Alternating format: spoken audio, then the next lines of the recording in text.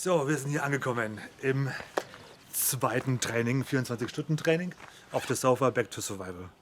Und wen haben wir jetzt hier dabei in unserem Team? Wir haben den Justin als Trainer, wir haben den Manuel und den Kevin und Julia als Frau Nummer 7, Mann Nummer 7, Ersatzmann, Frau. Genau.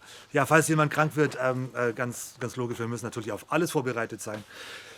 Wie ihr schon gemerkt habt, es kann viel schief gehen und genau, wir müssen uns vorbereiten. So, ja, dieses Team freue ich mich sehr, sehr, sehr drauf, hier die 24 Stunden zu trainieren mit den beiden. Beziehungsweise ich bin ja nur Beobachter. Ich schaue mir das Ganze nur an, was sie so fabrizieren. Die sind beide unerfahren, sehr, sehr unerfahren. Umso größer ist die Herausforderung für den Coach, die in 24 Stunden so weit hinzukriegen, dass die sich ein Shelter bauen können, Wasser aufbereiten, Feuer machen. Ich habe keine Ahnung, ganz ehrlich, wie weit da die Skills sind. Das werden wir jetzt alles anschauen. Ich bin hier nur der Beobachter, werde nicht einschreiten. Ich werde einfach nur alles schön laufen lassen. So, und ihr kommt mit und wir schauen uns das Ganze an. Ja, bin sehr gespannt. Ja, wo sind wir hier? Wir sind hier in den Bayerischen Bergen. Es ist ein wunderschönes kleines Häuschen. Also das ist eine Alm, eigentlich sogar ein ehemaliger Kuhstall.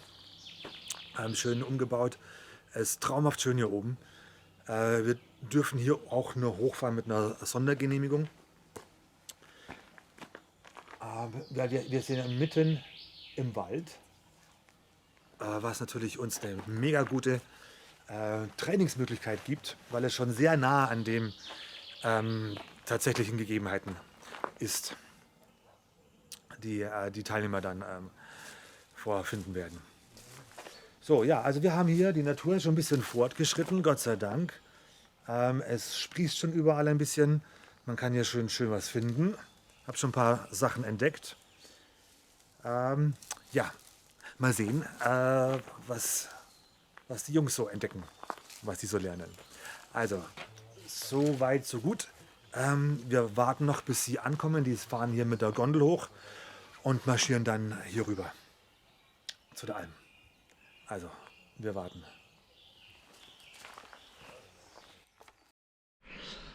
Also, unser Probetraining hat gerade begonnen. Oder unser 24-Stunden-Trainingscamp besser gesagt. Wir haben gerade die Aufgabe bekommen, einen möglichen Shelterplatz zu finden. Wir sind jetzt da tatsächlich relativ gut mitten im Wald und schauen jetzt mal nach einem Platz, wo am besten Wasser in der Nähe ist, wo der Laufweg nicht zu weit ist, wo vielleicht mögliche Kräuter oder Nahrung in der Nähe sind. Und genau, ich gehe jetzt mal den Berg auf. Also hier auch schon überall totes Holz für unser Luxus-Apartment, was wir uns jetzt hier bauen. Ist auf jeden Fall schon mal sehr gut. Wird schon. Ausgerutscht. Das ist jetzt super lustig. Ich habe zwar kein Wasser gefunden, aber eine Wildkamera. Das ist lustig. Ich glaube, da schaue ich mal rein.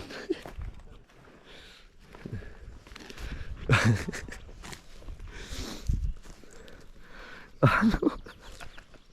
Das ist ein Quatsch. Bisschen Spaß muss sein.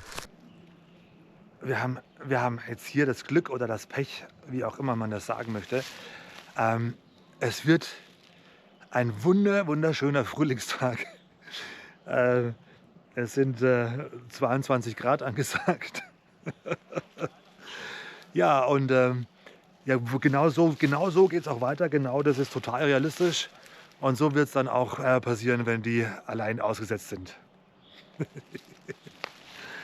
Ja, okay, das sind natürlich schöne Bedingungen heute, muss man schon mal sagen. Das ist ein wunderschön, traumhaft schön. Was natürlich gut ist, weil die beiden dann auf gar keinen Fall aussteigen werden nach der Erfahrung heute, weil es ist ja alles gut gegangen. Und ich hoffe, es geht auch alles gut. Ich habe immer noch kein Wasser gefunden. Aber irgendwo in der Nähe läuft es, glaube ich, runter. Ich glaube, unten ist auch ein Bach, wenn mich nicht alles täuscht. Ich schaue jetzt mal zu den anderen. Vielleicht haben die ja mehr Informationen. So, wir machen uns jetzt auf, scannen einmal das Gelände ab.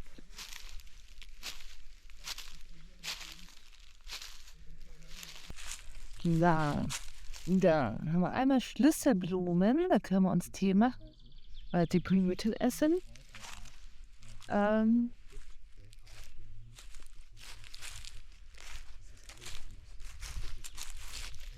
Einmal Bärlauch, lecker.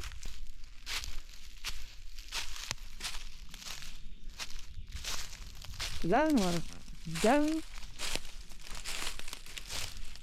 da haben wir Wasser. Safe beim Wasser. Wie würdet ihr jetzt beurteilen, ob ich das Wasser trinken kann oder nicht? Was ist eure Idee dazu? Also, einmal, es fließt schon mal. Das ist schon mal ein positiver Effekt. Ja. Kannst du uns auch erklären, was daran positiv ist? Dass es nicht alt und abgestanden ist. Wenn stehen Also im Wasser halt dann sich natürlich Bakterien bilden. Ja, genau. Und natürlich vielleicht so Mückenlarven Genau, oder sowas ja, dann sind. Ja, also- genau. Okay. Also normalerweise würde ich jetzt eher immer schauen, dass man jetzt irgendwie schaut, wo kommt das irgendwie aus dem Felsen raus, oder da wäre es natürlich am besten wahrscheinlich, weil da ist es halt gefiltert. Wenn ich jetzt natürlich, weiß ich nicht, ob ich jetzt, wenn es dann irgendwo umso größer wird, der Auslauf wahrscheinlich nicht so gut ist, hätte ich jetzt gesagt. Also am besten dem Ursprung so nahe wie möglich, hätte ich jetzt mal gesagt. Da hast du was Schönes gesagt, das ist so. Weil wir wissen ja nicht, was im Laufe dieses Bachverlaufes so passiert. Genau. Ich habe es in Norwegen gehabt, also deshalb bin ich auch immer ein Freund von Filtern und immer abkochen, egal wie schön das aussieht. Das kann 10-mal gut gehen und beim 11. Mal hast du irgendein Bakterium Das eingefangen. Tier irgendwo drin liegen. So, weil ich habe es gehabt in Norwegen. Ich gehe wirklich schön an so einem Bergsee lang, gehe dann sozusagen zu dem Einlauf und gehe ein bisschen hoch, weil ich das immer mache. Immer wenn ich ein Gewässer habe und Wasser ziehen muss, gehe ich ein bisschen den Weg entlang und gucke das einfach, um das zu beurteilen. Wollte ich auch noch sagen, das schadet wahrscheinlich nie ein paar Meter den Flusslauf raufgehen, dass unmittelbar weiter oben ein totes Tier drinnen liegt. Genau, das habe ich gehabt. Weite Fläche. Zwei Fische, Angelhaken, losgerissen, verendet, und der eine Fisch, habe ich noch ein Foto von, der war nur noch bis zur Hälfte da und die andere Hälfte hat sich in so einen weißen Glibberschleim aufgelöst, die quasi dann sozusagen im Wasser sich verteilt haben. Wenn du dann da unten dann 5 Meter darunter deine Kaffeetasse reinhältst und denkst, oh, ist das schönes frisches Bergwasser, dann bist du echt im Arsch. Ja, so. Und deshalb gucken wir jetzt mal ein bisschen, wir gehen den Bachlauf ruhig mal ein bisschen hoch, um ihn zu beurteilen. Und egal wie schön das ausschaut, wir werden das immer abkochen. Ganz einfach. Solange wir die Ressource Feuer haben, wir werden es immer abkochen. Ganz Solange wir die einfach. Ressource Feuer haben. Gut. Genau. Los geht's. Das ist aber kein totes Tier oben. So, jetzt sind wir von unserer kleinen Expedition wieder auf den Rückweg. Die anderen sind schon weiter vorne. Ich bin der Nachzügler, aber das macht gar nichts. Und jetzt schauen wir, glaube ich, dann, wo wir heute schlafen werden. Glaube ich. Und uns wurde gesagt, wir müssen auf Trinkwasserversorgung jetzt achten. Wir waren jetzt, glaube ich, doch gut 2 Stunden unterwegs. Und jetzt wird es langsam Zeit. Man merkt es auch schon ein bisschen im Kopf, dass man schon lange nichts mehr getrunken hat. Der Mund wird trocken. Und ich habe jetzt auch echt Durst. Also hier auch schon überall totes Holz für unser Luxus-Apartment, was wir uns jetzt hier bauen. Ist auf jeden Fall schon mal sehr gut. Wird schon. Jo, hi ihr Lieben. Ich habe jetzt gerade den Kevin und den Manu hier und wir haben jetzt unseren Schlafplatz auserkoren gemeinsam. Ja? Das heißt, ich probiere euch das mal ein bisschen zu zeigen. Die beiden Jungs bleiben da mal stehen. Wir haben jetzt den Vorteil hier, wir sind so leicht im Hang. Das heißt, wir haben da also nicht von allen Seiten den Wind.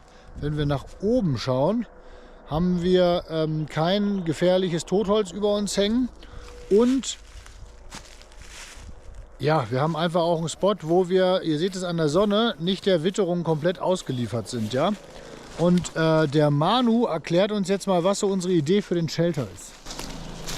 Genau, also wir nutzen das, was wir jetzt schon haben. Das sind eben einmal dieser Stamm, der quer liegt und der Baum, der genau an der Stelle gewachsen ist. Und die Idee wäre jetzt, dass wir am besten irgendeinen Stamm dahin stellen können, damit wir einen Dachfirst in der Mitte hochlegen, an den Ast irgendwie rankeilen und dann links und rechts mit langen Ästen unser Dach bauen.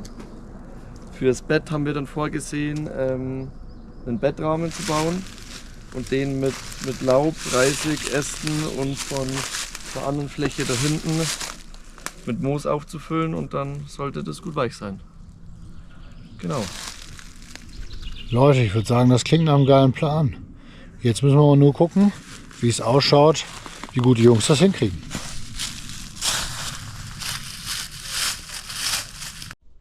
Okay, so, nimmt auf. So, also wir bauen jetzt hier, falls man das ein bisschen erkennen kann, unser Shelter, der Baum hier, der wird jetzt quasi unsere Tragstütze. Da werden wir jetzt hier schräg an, ja, je nachdem was wir finden, an Baum dagegen schränken, dagegen stellen und dann die Plane quasi wie ein Zelt links und rechts runterhängen lassen und dann unser Dach für heute Nacht machen. Wir geben uns jetzt auf die Suche und dann schauen wir weiter. Moin, moin. Ich bin's wieder. Ich fülle gerade Wasser auf. Ganz entspannt. Lässig, lässig. Da ist ein kleiner Bach. Und der hat das in einen geilen Vorsprung. Kann ich den Topf echt gut direkt runterstellen. Und dann läuft das Ganze, denke ich mal. Man sieht es vielleicht, es war ein richtig anstrengender Tag. Ich bin richtig müde, ich bin richtig fertig. Es hat nichts zu essen gegeben, also ich will mich gar nicht beschweren. Es wird ja auch trainiert für einen Ernstfall, aber es ist sehr auslaugend, nichts zu essen zu haben. Und ich habe den Fehler gemacht, gestern auch nichts zu essen. Ja, eine Katastrophe. Aber mir geht's gut, ich freue mich jetzt, wenn unser Bett fertig ist und wir schlafen können endlich. Ciao, ciao. Und also ich würde vorschlagen, wir haben jetzt ein bisschen Anstrengungen schon auf uns genommen, haben uns ein bisschen sozusagen hier gescannt, die Umgebung. Wir sollten jetzt gucken, dass wir erstmal die erste Fuhre Wasser trinken, weil im Gegensatz zu Tieren wie jetzt im Dromedar oder im Kamel, die so diese Wasserspeicher haben, haben wir das nicht. Und in dem Moment, wo ich leichte Kopfschmerzen bekomme und so ein starkes Durstgefühl empfinde, bin ich schon im Dehydrationsprozess. Ja, das heißt, dadurch, dass wir zu über 70% aus Wasser bestehen und ist es so, dass wenn der Spiegel abfällt, die Hirnleistung nimmt ab, das logische Denken nimmt ab. Und hier draußen gilt für euch wirklich, alles, was ihr vermeidet, bevor es entsteht, das ist das, was euch sozusagen weiterbringt. Alles, was ihr hier draußen euch einmal einfangt, selbst eine Dehydration und Kopfschmerzen, das ist natürlich super schwer, da wieder rauszukommen. Ihr habt hier auch nicht mal irgendwie die Möglichkeiten wie in der Zivilisation. Ja?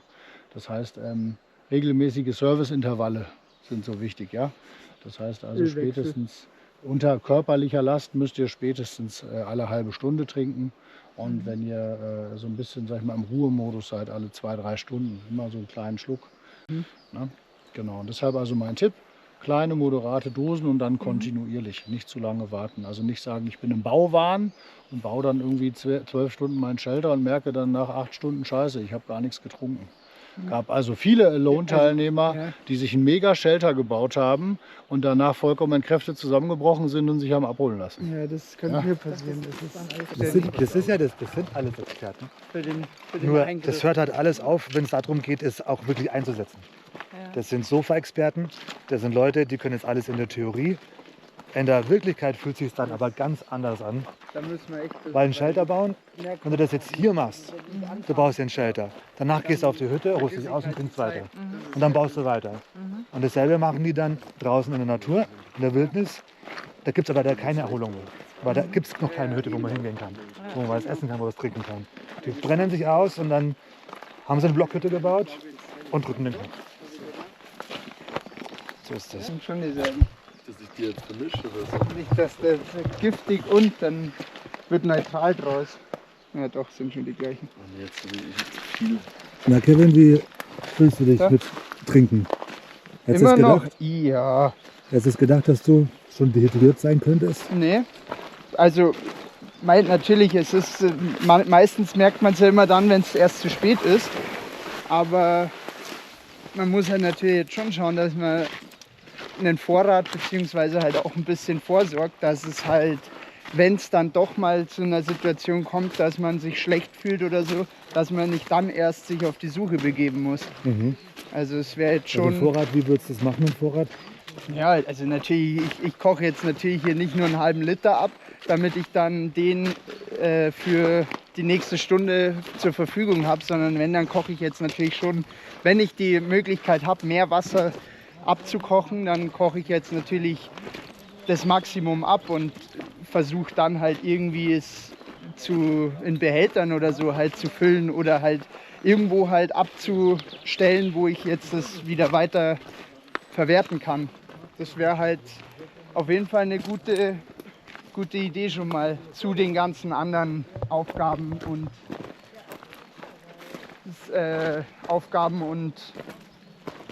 ja, Sachen, die wir halt eben noch machen müssen. Also da bin ich auf jeden Fall mal gespannt.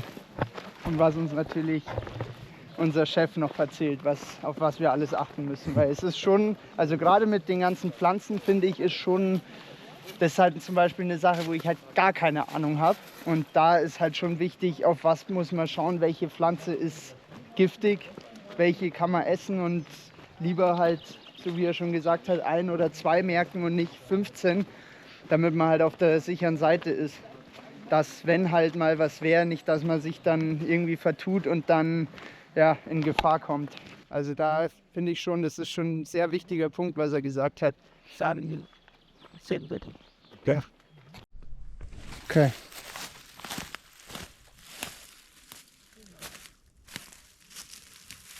Das gehen wir dann natürlich nicht nach, gell?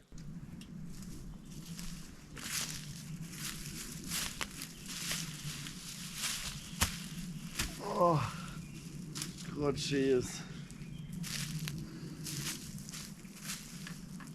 Naja, wirklich halten oder nicht.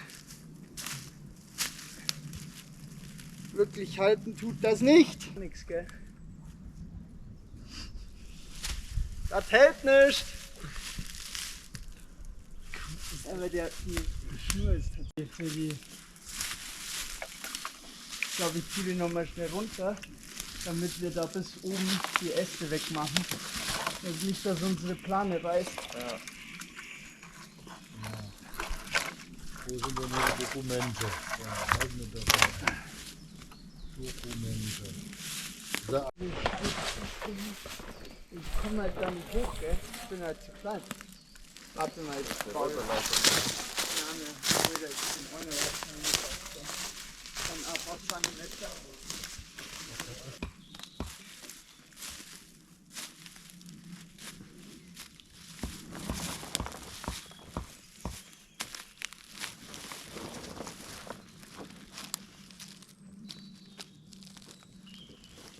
Bist du zufrieden mit deiner Werkzeugauswahl? Wie bitte? Bist du zufrieden mit deiner Werkzeugauswahl? Ja, also es ist halt doch mal wieder die Wahrheit, dass einfach das Werkzeug die halbe Miete ist. Auf der Baustelle, so wie gewohnt, aber jetzt hier tatsächlich auch. Also ohne Scheibenwerkzeug kann man einfach nicht arbeiten. Das ist einfach Regel Nummer 1 auf der Baustelle. Wir jetzt in dem Fall auch. Das ist ja auch eine Baustelle irgendwie. Ja. Gibt es Sachen, die du gerne dabei gehabt hättest und nicht hast? Oder sagst, irgendwas brauche ich jetzt gar nicht, das ist überflüssig? Also tatsächlich bis jetzt, was noch gar nicht zum Einsatz gekommen ist, ist eigentlich die Schaufel. Hätte ich eigentlich gedacht, dass die sinnvoller wäre, aber bis jetzt haben wir sie nicht gebraucht. Vielleicht brauchen wir sie noch, wer weiß. Wenn wir sie nicht brauchen sollten, dann überlegen wir uns vielleicht, ob wir was anderes hernehmen, Ja. anstatt den Spaten. Aber ich dachte eigentlich, dass ein Spaten vielleicht nicht schlecht wäre, wenn du sagst, du willst irgendwie einen großen Stamm oder so, dass du den nicht reinklopfen musst, dass du vielleicht ein Loch gräbst und den dann schön versenken kannst, dass er nicht abhauen kann, abrutschen kann. Aber dem ist nicht so. Bis jetzt haben wir die Situation nicht gehabt und haben sie auch, glaube ich, heute nicht mehr. Aber schauen wir mal, vielleicht kommen wir ja noch in die Situation. Mhm.